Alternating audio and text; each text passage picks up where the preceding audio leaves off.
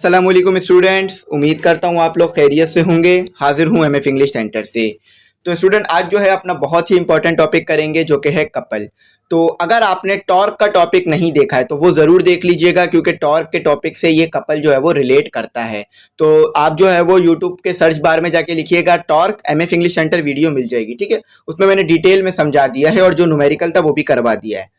तो सबसे पहले मैं यहाँ पर आपको बात बता दूं कि अगर आप ग्रुप में ऐड होना चाहें तो आप हो सकते हैं। 500 फीस है ग्रुप में ऐड होने की, जो कि साल में एक ही बार देनी है। और ग्रुप में आपको तमाम नोट्स मिल जाएंगे, फिजिक्स के और इंग्लिश के और इस्लामियत के। ठीक है, तो चले आप यहाँ पे पढ़ते हैं। और केमिस्ट्री के नोट्स जैसे ही बनेंगे वो भी ग्रुप में दे दूंगा, उसकी फिर अलग से फीस नहीं देनी होगी अगर आप ग्रुप में ऐड हो जाते हैं। तो यहाँ पे लिखा हुआ है कि when a boy riding a bicycle pushes the pedals, he exerts force that produces a torque as shown in figure 4.16। तो देखें स्टूडेंट, आपको ये बात पता है कि जब भी कोई बच्चा या कोई भी इंसान जब बाईसाइकिल पे बैठा हो और उसे अगर बाईसाइकिल चलानी हो तो पेडल्स मारने पड़ते हैं। यानी जो वो हमें पेडल्स दिए हुए होते हैं उसको हमें उस पर फोर्स लगानी पड़ती है ताकि बाईसाइकिल आगे मूव करे। तो यहाँ भी वही बात की जा रही है। और फिगर 4.16 की तरफ आपको कहा जा रहा है कि आप उस तरफ देखें। तो यहाँ कहा जा रहा है कि आगे These torque turns the two head wheels, making the rear wheel to rotate. These force act in opposite direction and from a couple। तो आपको पता है कि जब आप पैडल मारते हैं तो एक पैडल जो है वो आगे की तरफ मारते हैं तो एक पैडल पीछे की तरफ, यानी एक पैडल ऊपर की तरफ आता है तो आप दूसरा पैडल नीचे की तरफ मारते हैं। ऐसा तो नहीं है कि दोनों टांगों को एक साथ ही पैडल पे मार देते हैं, बल्कि एक पैडल ऊपर होता है थोड़ा सा और एक पैडल नीचे। यानी आप इस तरह देखें कि मैं यहाँ पर पैडल की एक रफ डायग्राम ड्रॉ करता हूँ कि एक पैडल आपका इस तरफ होता है और एक पैडल आपका दूसरी तरफ होता है। ठीक है, तो फिर आप जब एक पैडल मारते हैं तो दूसरा पैडल ऊपर आ जाता है, फिर जब दूसरा पैडल मारते हैं तो एक पैडल नीचे चला जाता है। तो इस तरह से जो है ये लगता रहता है। अब कपल होता क्या है और इसमें कपल किस तरह अप्लाई हो रहा होता है ये बताता हूँ मैं आपको। देखिए, सबसे पहले एक मैं रॉड ले लेता हूँ। ठीक है, एक रॉड ले लिया, या समझ लीजिए ये एक गेट है। ठीक है, ये एक गेट है या एक रॉड है।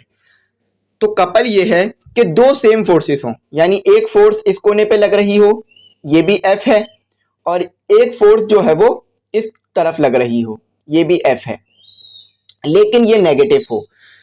तो जब ये गेट घूमने लगेगा या जब ये रॉड इस तरफ से बीच में फिक्स होगा ये, और जब ये रॉड बीच से घूमने लगेगा तो इसमें क्या पैदा होगा? कपल। यानी आप एंटी क्लॉकवाइज टॉर्क पैदा करें और क्लॉकवाइज टॉर्क पैदा करें। जब वो दोनों का सम, जब आप उन दोनों का सम कर देंगे तो वो कपल बन जाएगा। यानी यहाँ पर सिंपल सी ये बात है कि दो हमारे पास एंटी पैरेलल फोर्सेस हो। देख लीजिए, ये एंटी पैरेलल है। एक फोर्स यानी F1 फोर्स जो है, इसको F1 कह लीजिए, इसको F2 कह लीजिए, समझने में आसानी रहेगी।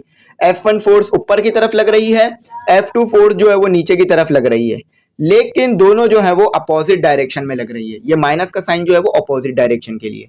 तो जब ये दोनों फोर्सेस अपोजिट डायरेक्शन में लग रही हो और टॉर्क पैदा हो रहा हो तो इसे जो है वो कपल कहा जाता है। तो यहाँ पर डेफिनेशन भी यही लिखी हुई है कि two unlike parallel forces of the same magnitude. अच्छा, दोनों फोर्सेस 5-5 न्यूटन की हैं।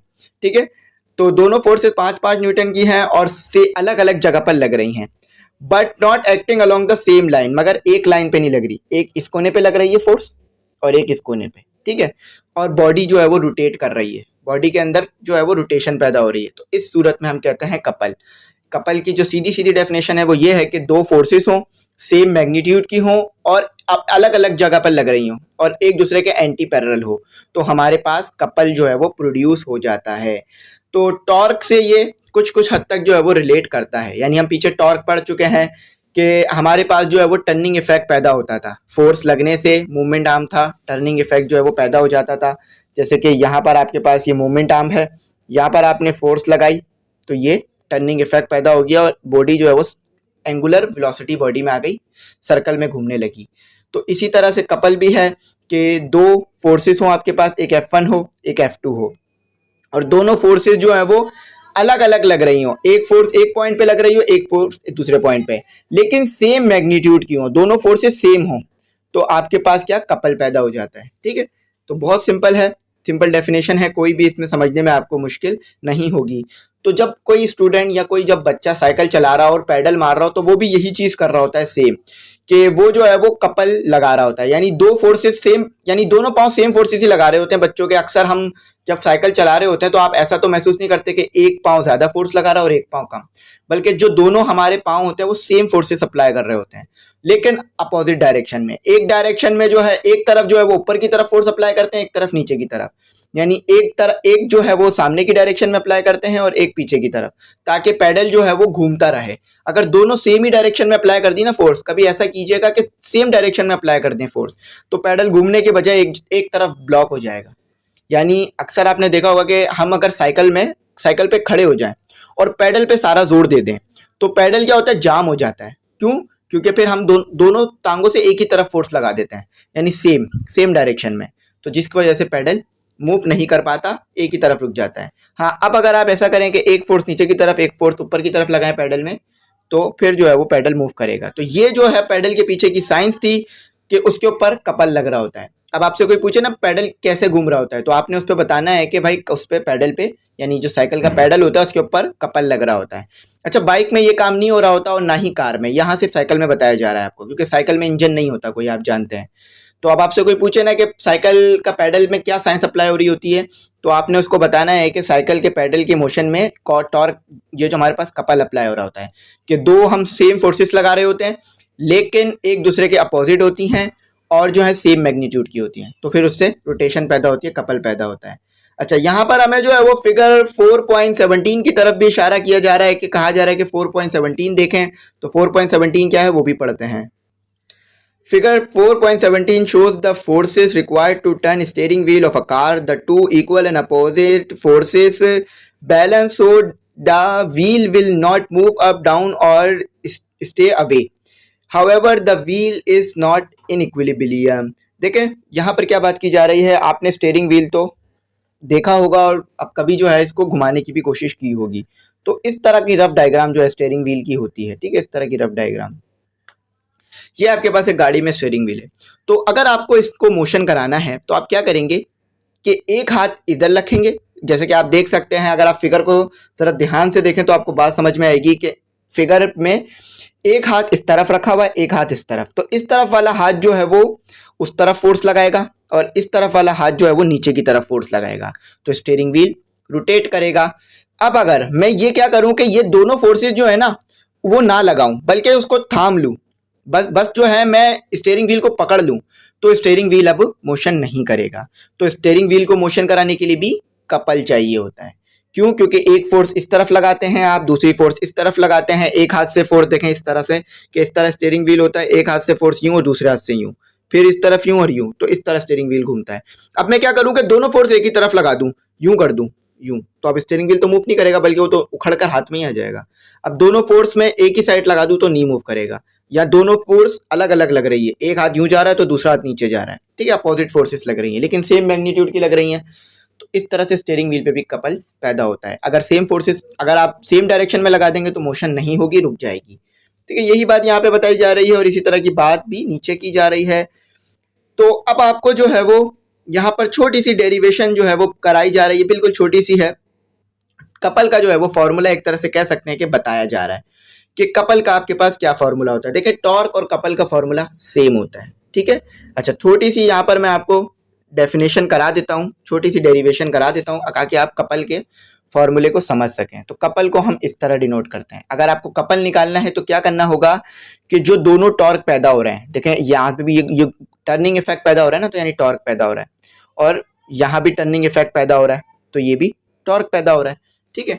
जो ये दोनों टॉर्क पैदा हो रहे हैं, अगर इनको ऐड कर देंगे तो कपल आ जाएगा। अब इसको आगे कैसे करेंगे? आपको पता है टॉर्क का फॉर्मूला क्या था? आपके पास टॉर्क का फॉर्मूला था एफ आर एफ, ठीक है, आर एफ। अच्छा, ये पहला टॉर्क है तो 1 कर लीजिए। अच्छा, दूसरा क्या है? R minus F. अच्छा, माइनस क्यों? क्योंकि ये अपोजिट डायरेक्शन में है। अच्छा, फोर्सेस सेम है, फोर्सेस को हम एफ ही लिखेंगे, R1 और R2 लिखेंगे, ठीक है। ये जो डिस्टेंस है इसको अलग रखेंगे लेकिन फोर्सेस सेम ही रहेंगे। तो अब क्या करेंगे, इसको थोड़ा सा और सिंप्लीफाई कर देंगे। ये माइनस हो रहा है तो इसके साथ प्लस हो जाएगा, तो माइनस प्लस माइनस हो जाएगा, तो ये आपके पास आ गया माइनस आर एफ, ठीक है। एफ जो है वो कॉमन आ जाएगा क्योंकि दोनों में है, चले तो ये F कॉमन आ गया। ये मैं आपको फॉर्मूला इसका बता रहा हूँ कि इसका फॉर्मूला बनता कैसे। अच्छा, ये जो पूरा हिस्सा है ना, ये आपके पास बराबर है R के, ठीक है, ये R के बराबर है, तो इसकी जगह R पुट कर दीजिए, तो आपके पास आ गया यहाँ पर FR। कोशिश करें कि R को जो है वो बाद में ही लिखा करें, तो ये फॉर्मूला बन गया। अच्छा, बुक में आपको जो है वो इस तरह लिख के दिया हुआ है, इन्होंने इस तरह लिख के दिया हुआ है, तो इसको जो है वो क्रॉस प्रोडक्ट की फॉर्म में लिख के दिया हुआ है, तो आप इसको क्रॉस प्रोडक्ट की फॉर्म में भी लिख सकते हैं कि F क्रॉस D। वैसे मैंने अक्सर देखा है कि हमारे पास इस तरह से होता है, लेकिन यहाँ पर आपको इस तरह लिख के दिया हुआ है, तो चलें इसी तरह लिख लीजिए, ठीक है, ये आपको इस तरह लिख लीजिए। तो ये आपके पास क्या आ गया, ये आपके पास सिंपल फॉर्म में लिख के दिया हुआ था, ये क्रॉस प्रोडक्ट की फॉर्म में लिख के दे दिया वेक्टर फॉर्म में, ठीक है, तो ये वेक्टर फॉर्म है, टॉर्क भी एक वेक्टर क्वांटिटी है। तो ये फॉर्मूला है, इस तरह से ये ड्राइव होता है, ठीक है। तो यहाँ पर जो है वो डायरेक्ट बताया हुआ था आपको, लेकिन मैंने जो है यहाँ पर आपको मजीद सिंप्लीफाई करा दिया। अच्छा, अब ये जो आपको उधर दिया हुआ है बुक में, उसको भी थोड़ा सा डिफाइन कर देता हूँ कि वो बना किस तरह से है, ठीक है। तो देखें स्टूडेंट, यहाँ क्या कहा जा रहा है, यहाँ कहा जा रहा है कि a pair of forces like that in figure 4.17 is called couple. तो आपको पता है कि कपल में फोर्सेस जो है वो सेम रखी जाती है, यानी लाइक एक जैसी फोर्सेस होती हैं, डायरेक्शन में अपोजिट रखी जाती हैं। A couple has turning effect but does not cause an object to accelerate. तो ये बात याद रखिएगा, कपल की वजह से एक्सेलरेशन पैदा नहीं होता, कपल की वजह से टर्निंग इफेक्ट पैदा हो रहा होता है। तो आगे कहा जा रहा है कि to form a couple two forces must be. अच्छा, आपको एक बात पता है कि कपल में हमारे पास जो ये दोनों फोर्सेस होती हैं F के बराबर होती हैं, यानी सेम मैग्नीट्यूड की होती हैं, तो कहा जा रहा है इक्वल इन मैग्नीट्यूड। अगर F1 जो है वो आपके पास 5 न्यूटन की है, तो F2 भी जो है वो आपके पास 5 न्यूटन की ही होगी, ठीक है, बस डायरेक्शन अपोजिट होगी, सेम फोर्स होगी। और दूसरे में कहा जा रहा है कि parallel but not in direction. तो एक दूसरे के क्या होंगी, पैरेलल तो होंगी, मगर यानी एक दूसरे के एंटी पैरेलल होंगी, अलग अलग डायरेक्शन में होंगी, एक इस तरफ लग रही होगी तो दूसरी इस तरफ, एक दूसरे के अपोजिट, ठीक है, अलग अलग पॉइंट पे लग रही होगी। आगे कहा जा रहा है कि सेपरेटेड बाय अ डिस्टेंस, और अलग अलग डिस्टेंस पे लग रही होगी, एक यहाँ पर और दूसरी अलग डिस्टेंस पर, ठीक है। तो फिर आपके पास जो है वो ओपी कहाँ पे दिया हुआ है, ओपी जो है आपको ये दिया हुआ है इन्होंने यहाँ पर।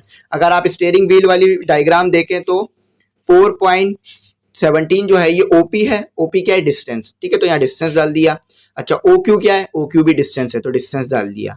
अच्छा, तो दोनों डिस्टेंस को जो है हमने डी के बराबर ले लिया। चले मैं यहाँ पर आपको करके दिखा देता हूँ हो क्या रहा है। ये तो मैंने आपको वो फॉर्मूला ड्राइव करके दिखाया जो कि जिस तरीके से ये कपल बनता है, लेकिन यहाँ आपको कुछ इस तरह से इन्होंने दिया हुआ है कि कपल भी जो है वो टॉर्क के सिंबल से ही डिनोट होता है। तो आपको टॉर्क का फॉर्मूला पता है क्या होता है, एफ क्रॉस ओ पी। अच्छा, ये ओ पी क्या है, ओ पी जो है आपके पास ये जो ओ पी है आपके पास ये डायरेक्शन है, ठीक है, ये ओ पी जो है वो डिस्टेंस है आपके पास। अच्छा, यहाँ पर जो है ये प्रोडक्ट होता है ना, ये ओ क्यू होगा, चलिए इसको रिमूव कर देना, ठीक है। तो ये आपके पास टॉर्क इससे जो है कपल डिफाइन होता है, कपल के लिए भी यही सिंबल यूज किया जाता है, आप देख सकते हैं, ठीक है। तो फोर्स सेम है, फोर्स को बाहर निकाल लिया, ओ पी और प्लस ओ क्यू, तो ये दोनों जो है वो हमने डी के बराबर ले लिए, तो एफ डी। तो ये आपके पास फॉर्मूला आ गया एफ डी, देखें वही फॉर्मूला आ रहा है। तो ये जो है आपके पास कपल का फॉर्मूला आ गया, ठीक है, तो ये हमारा कपल का फॉर्मूला हो गया।